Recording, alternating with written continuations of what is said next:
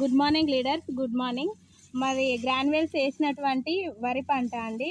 ఇందులో గొలుసు వచ్చేసి పిలకలు చాలా బాగున్నాయి. ఆ తర్వాత గొలుసు వచ్చేసి చాలా ఘనంగా ఉంది.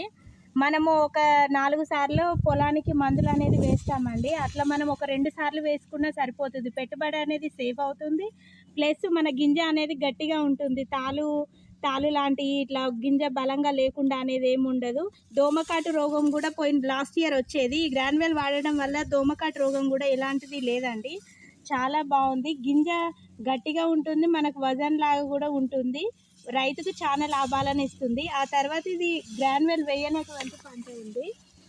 గ్రాన్యువల్ వేయనటువంటిది ఈ తాలుగా ఉంది. ప్లస్ ఈ గింజ అనేది ఘనంగా లేదు. గొలుసు అదేమో చాలా పొడుగ్గా విడిసింది, ఇదేమో చాలా తక్కువగా విడిసింది. గింజ కూడా బలంగా లేదు, తాలుగా ఉంది. వజన్ అనేది రాదు. దీని మొదటలో దోమకాటు రోగం కూడా ఉంది.